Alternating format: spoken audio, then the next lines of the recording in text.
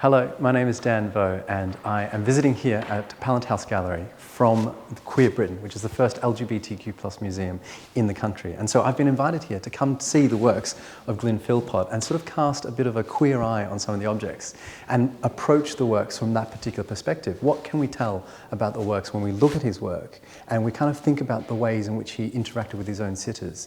I think when I look at them, and I am new to a lot of his works, but I love the way in which he depicts male figures and the male form and all of that. But what's really interesting for me to kind of work out is what is he feeling when he's depicting them? Because I sense that there's sometimes this sort of tension between the way in which he sort of feels an attraction to some of the models that he paints. But at the same time, there's also his religious faith and his conviction and the fact that he converted into Roman Catholicism as well, which sort of comes across in some of the works as well. So I'd love for you to come with me on a journey now to sort of look at some of the works with that perspective. And we start here with a press image of Glyn Philpot, and it's for his show that was in 1934 in London at Leicester Galleries. And what I find really interesting is that the press photographer has taken an image of someone who we will come to know very well today because his name's Henry Thomas. He's holding the palette for him. He's been placed into a position that is sort of as a domestic servant, but that's not necessarily his position within Philpot's life. He paints him quite regularly, and I think that there's this sort of intimacy that you see within the paintings that's rather remarkable. It sort of shows us a friendliness, it shows us an intimacy between the two.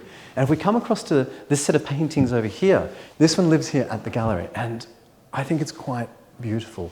There's a sort of sense of regalness to it that is quite sensational. The way that he paints this particular painting, it's warm, it's inviting, but it also gives us a bit of sense of reserve as well. And if you just tilt slightly, a sense of pride as well. The painting is of Henry Thomas, and it sort of follows a tradition of painting regal figures from a profile. And the thing for me that is remarkable about a lot of Philpot's paintings is the fact that often the eyes never really match up with yours. You're always looking away, to the side, down. And so you always have this want to kind of just get their attention and hold their look and hold their gaze and just interact with them. And as we do interact with this one, that batik fabric that you sort of see on the background, for me, is really interesting because of the way in which it sort of shows how there's a sense of globalness to the image already. You've got batik, which is from Indonesia, and then you've got a man who is from Jamaica, and the team here are working desperately hard to try and find out as much as possible about this particular sitter.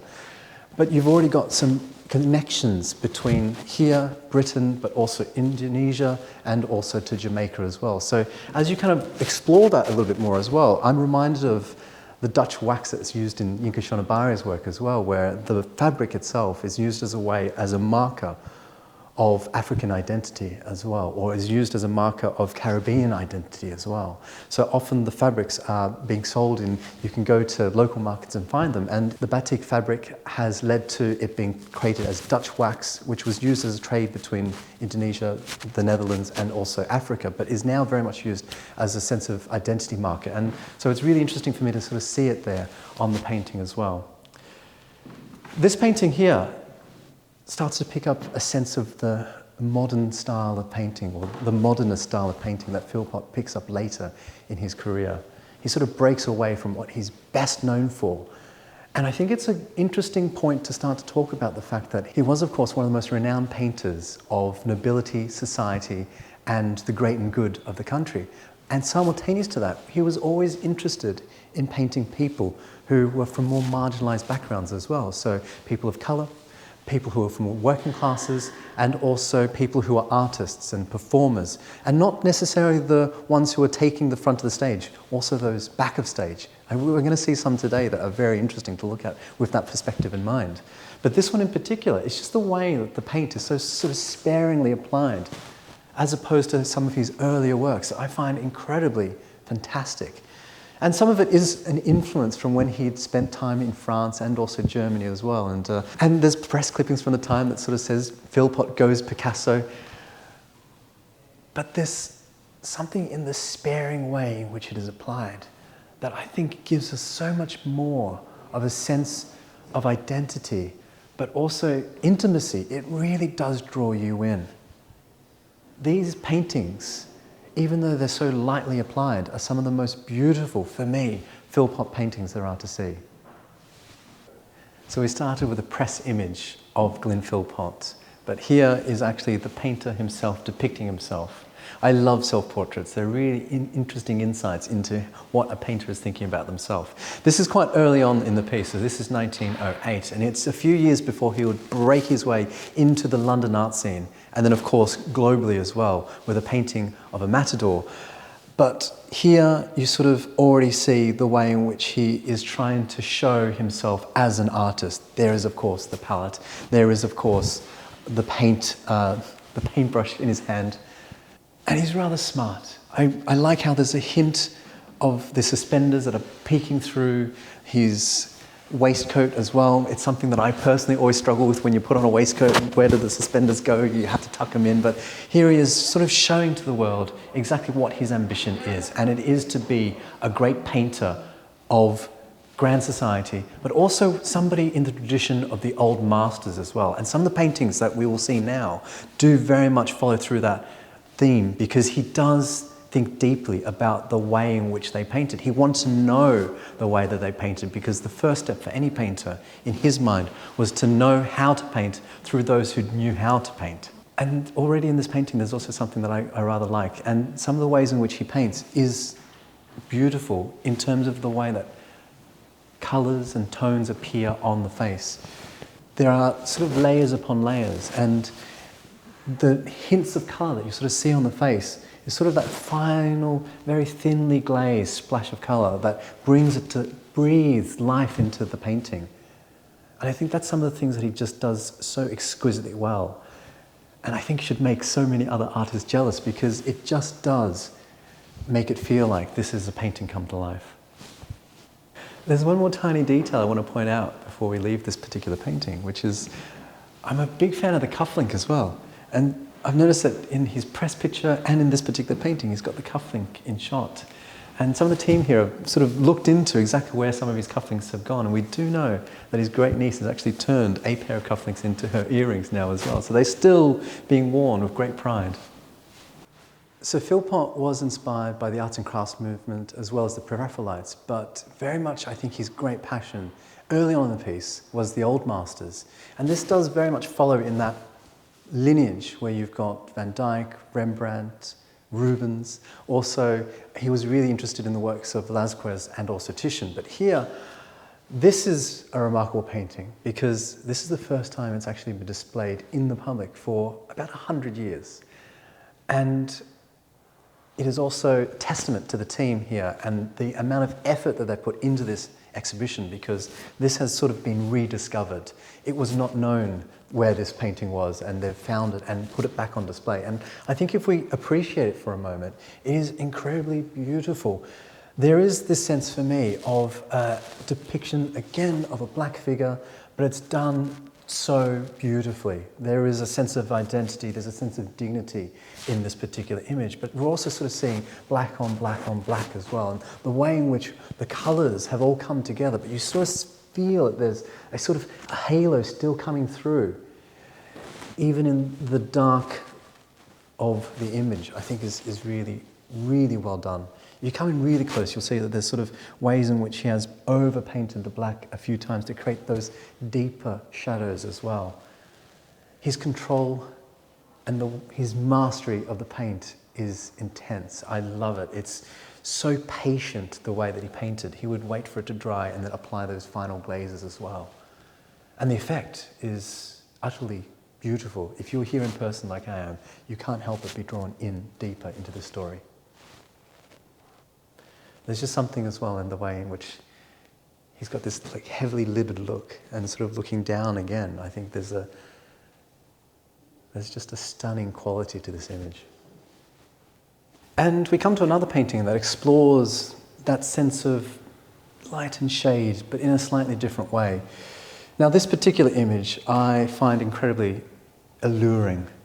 Again, you've got that slightly downward look as well. And the sitter, you can't help but try to think about who it is. And of course, this is a painting that has been identified as a young man in a leather jacket and likely to be somebody in the RAF, so served during the war. And this does come to that period of time in which Glyn Philpot was painting for the armed services as well. And I think as somebody who was in the war, what's really interesting is that the painting isn't necessarily about heroic masculinity. There's an incredible intimacy to this painting that I find beautiful and enticing and incredibly attractive. Sort of that wisp of hair as it falls across his forehead is incredibly well presented. At the time, I think Philpot had asked to paint soldiers bathing as well, and he wasn't allowed to do so, but he was part of the team of artists who were trying to depict what was happening out there on the front. The commanding officer sort of said, I think it's just him wanting to paint nudes, and I wonder what they would have looked like, how they would have been presented. Because of course, I think he would have tried to have presented it within the classical remit and sort of present them as these stories, but I wonder what it would have looked like when he depicted the male form nude as well. It's certainly his nudes, he doesn't really depict women that often. There are a few. He does focus mostly on the male nude, but I wonder what it would have looked like when he was doing it during wartime as well. Philpot was commissioned to paint a series of admiral portraits, but they're not as charming as this particular painting. I think you can very clearly see here already that this is what he was interested in, the intimate look at a rather ordinary person. He is a person who's in the armed services, but you can see he's quite young, and there's just a wisp of moustache on his face, and so you really do see that this is someone very, very young serving on the front lines. So while you have the admirals decked out in all of their regalia, this is not that case, and there is a sensitivity to this that is quite remarkable. You're given a glimpse into a very, very private moment here. It's not clear to me what he's thinking, but in this particular instance, when you're out there, it is the difference between life and death.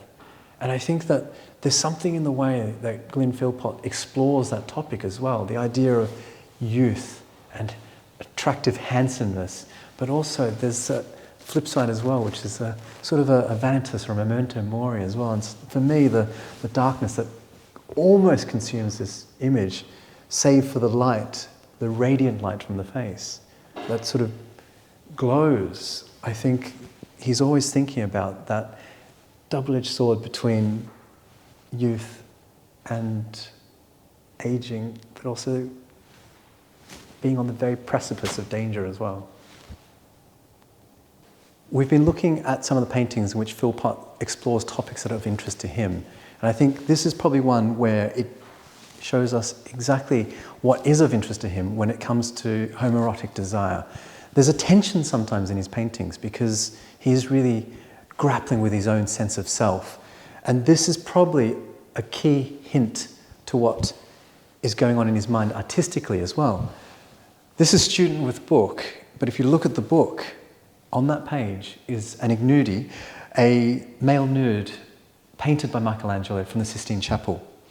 And if you think about the relationship of that particular artist, you're looking at somebody who also, in his own lifetime, grappled with his own homoerotic desire as well. But Michelangelo would emerge as one of the most brilliant sculptors of the male nude, but also painter of the muscular form as well. If you look very closely, there is a sweeping sort of mane of hair that is coming across the page that helps you identify that particular image as well. But if you think about what was going on with Michelangelo and his own tensions in terms of his desires for some of the people who sit for him as well, and you think about what's going on with Philpot, there's a sort of a lineage that sort of is linking him here right back to the Renaissance now as well, in terms of the way that he wants to depict homoerotic art as well. It's a kind of coding, and this is the unlocker for us, because if we know that that is on his mind as well, we're actually going to be able to look at some of the other artworks where he looks at Christian images and also classical images to really think about whether or not Glyn Philpot did have that sense of desire for the male form. I love the wild shock of hair. It's so beautifully rendered as well. In terms of maintaining that link back to Renaissance Italy, this is a beautifully rendered red chalk painting. I think Glyn Philpot, in a lot of his studies, sort of shows how he very much trained under the old ways and was able to present images very beautifully using the techniques of disegno. Now, this particular drawing is of George Bridgeman. So I said that Henry Thomas was quite regularly depicted. This is the other person that you'll see quite regularly in his works. And he has a fascination with him that is evident across the paintings and also drawings. But I think they often sort of say he's the one with the broken nose as well. So if you kind of like peer in a little bit more closely, I think it's up to you to judge. I think it looks fine. So here's George again, good old George. Here he's depicted with his cap off and he's sort of looking up, almost as if this is an image of religious reverence. But it's actually not. If you know about the title of the painting, it sort of gives it away. This is not a person looking up at a miracle of God, it's actually a miracle of man. Skyscraper gives it away. And I think this is, again, another interesting element where you kind of think it's one thing, but Philpot sort of flips it and gives you a different idea about what's going on in the picture. And you present it again with somebody who's rather ordinary looking. We're sort of looking at somebody who's holding a very sort of working class element of attire as well. But let's have a look at an image that does sort of pick up a more religious theme for us and sort of explores the idea of that tension that is going on in Philpot's mind. You couldn't get a more clearer image of that than this one. And this, as you can see now, having just looked at the image of George and moving straight to this one from 1929, you sort of see that he has drifted in terms of his style. He has gone right into the modernist. And this painting that shows Christ emerging from the grave here is just so laden with that idea of what he's trying to grapple with. The way in which it almost sort of is bound together and how he's trying to work through his own bonds as well. And the way that this has been described by some is that this figure down here is almost like a lover about to awaken as well. But focus on the Christ in that image. There's almost a disconnected feel from the image itself. Again, we can't make eye contact with this particular figure, but Philpot has shown us somebody who's incredibly lithe. There's almost a sensual turn to the body as well. So delicately painted once more. And sort of the hint of spring and that sense of reawakening as well. But what will emerge for Philpot, I think, is always the thing that I'm trying to think through, because in this image, I think there isn't a fervent passion in there. It's almost a slightly distant reverence. And so here, I think that idea of reverence, he does separate himself from seeing this particular figure as one of desire and more as one of sacredness. This is a grand painting that I think sort of picks up on that theme of Philpot looking at muscular bodies in the style of Michelangelo. You can kind of see that coming through, can't you? But Journey of the Spirits, I think, kind of touches on that last thing that I want to pick up on, which is this idea of the spirit that comes through in a lot of his paintings. And we come to this one that has been looked at by quite a few of the people on this exhibition. And I think it's rather remarkable in the way he cleverly does pick up on this rather homoerotic image, but does also subdue it at the same time. It is rather restrained. You've got this figure in the middle, for example, who is wearing a shirt that just covers almost everything. It's the shirt that shows everything, but also shows you nothing at the same time as well. But the composition of three male figures here, who are all suitors to Penelope off in the corner here, I think is rather interesting. You've got this gentleman here, and just kind of focusing on where he's looking just for a moment. He's already reaching up for, evidently, a fig leaf that I think should belong to this particular fellow. And I ask you to have a think about where he's looking. I think he's looking right there. which is also where we end up looking as well, because right there is a tiny little flower that is held. Obviously a flower that is going to be proffered to Penelope, but here instead it's been given to us. And it brings us into one of the most alluring points of this particular painting. There are studies and sketches here on display, and you'll see that Philpot agonized over exactly how this figure should be positioned. And in some cases, the butt is shown. Sometimes it's especially pert because of the positioning of the rest of the body. But here it's sort of been hidden from us, made all that more alluring because of the cloak that is in place. I think this might be sort of the final thing that I'd like to unlock, and I still haven't quite figured out how it works with everything. But down here, by this particular piece of footwear, very interestingly is a set of 11 pearls. And I'm still trying to grapple with what that means. The pearl often might mean the tears of God, or it might also represent that sense of purity. But what does it mean here in this particular place when it's placed so closely to the foot that it might be completely walked over as well? So Philpot deserves viewing and reviewing. And every time you look, you discover something new. But just be conscious of how much looking you're doing, because he is so engrossed in his looking that he hasn't actually realized that he's already lost a piece of his clothing there. And what's remarkable about his gaze is it itself is almost hidden by the fig leaf. So it's almost like it is an illicit gaze. But as I say, Philpot just does invite you to return to him again and again. Philpot was also deeply inspired by opera and by dance, and this particular sculpture is inspired by Philpot going to Belarus and seeing that great dancer Nijinsky, who inspired generations. But it is of Afternoon of a Faun, and I think the faun is a recurring image in some of Philpot's works as well, but incredibly beautiful, incredibly well represented, but also the way in which it fragments. He's also thinking about his connection to antiquity as well. But what's interesting is this isn't bronze. This is actually lead that's been chased with patinated silver, which I think connects it to, from performance to another set of performance, which is the jazz era and the jazz age, and the idea of how it's all about glittering, shimmering things. So let's have a look at some last images now. So two paintings that I think are fascinating to me of Felix. And this is a sort of a nod to Paul Gauguin, and it is Felix wearing a bright yellow shirt, but also with a hibiscus in his hair, which I think, again, sort of smashes that idea of what is masculine and what is not. But this image of Felix, fully attired in his place of employment, I think is incredibly fascinating.